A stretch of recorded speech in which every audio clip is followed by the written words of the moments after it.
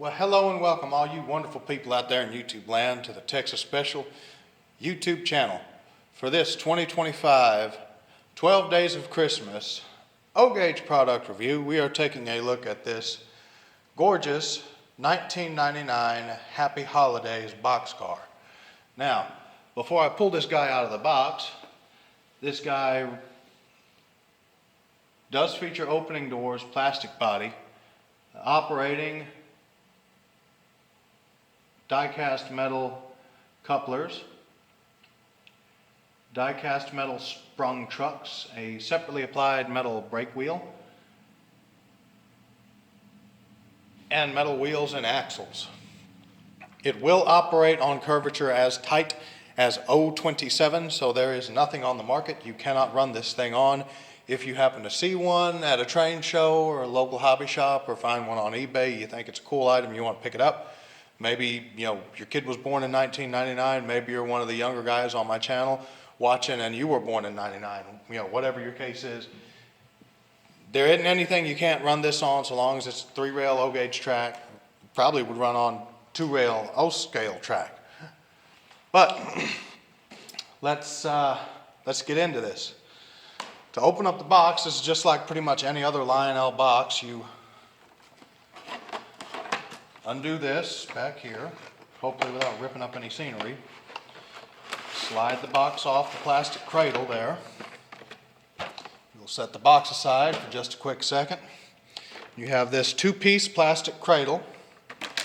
Lay it down, and it literally lifts up, and you pull the car out of the plastic.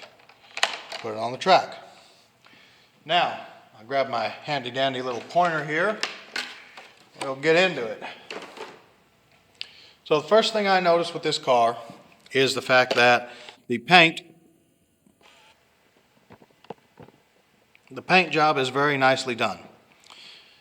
You have a very nice clean separation between the green on the upper portion of the car body and the red.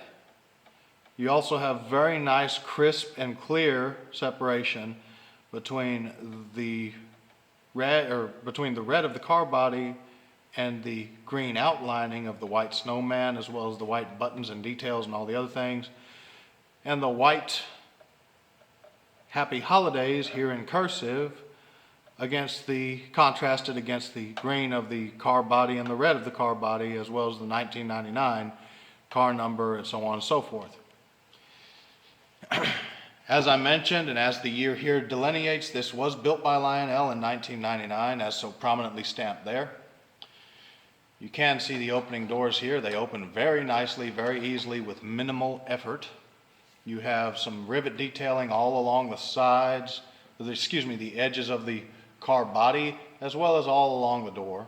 You do have a cast-on waybill board, car defect board, cast-on latching and whatnot on the door, as well as these cast-on grab irons and ladder, full height ladder. You have the die-cast metal sprung trucks, as the box mentioned, and you have the die-cast metal operating knuckle couplers. They are the magnetic operating knuckle couplers. And that's pretty much everything for the side of the car. We'll come around here and take a look at the B end of the car. You can see you have all the brake rigging, requisite brake rigging and whatnot. You have a full height ladder molded on here. You've got the dreadnought detailing on the end of the car.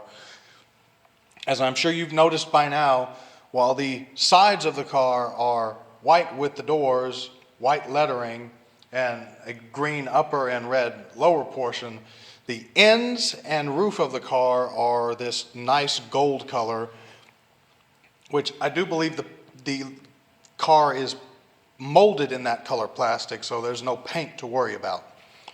You have another waybill board here, some cast-on grab irons here, and you have polling pockets on all 4 corners of the car. The A end of the car is identical to this, with the exception of there's no handbrake wheel, there's no brakeman perch there, there's no brake rigging. It's just the ladder, the polling pockets, the waybill board, grab irons, and whatnot. Looking at the roof, you can see we have some nice rivet detailing all throughout for each individual roof panel. You have this cast-on brakeman walkway with cast-on grab irons in the corners, and those cast-on grab irons correspond with the full height ladders on either side of these opposite corners of the boxcar. Looking at the underside of the car, there is very minimalistic detailing to go with this very minimalistic lighting here in this building. Okay, that's a lot better. You can see here you have the brake rigging, some of the brake rigging detail, the rods and whatnot, and some minimalistic frame detailing. Right over here you have a right here you have the emergency and service reservoir, and then over here you actually have a triple valve simulated, and you have some very minimalistic rivet detailing here along the edge of the underside of the car. Now the frame of this car is molded in plastic, and the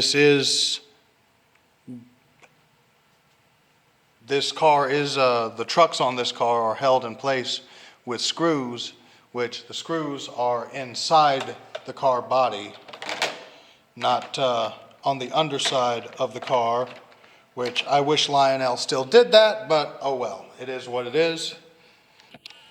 We are going to throw this guy on our test train here on the TexLa Model Railroad Club's O-gauge modular layout and send it around the railroad.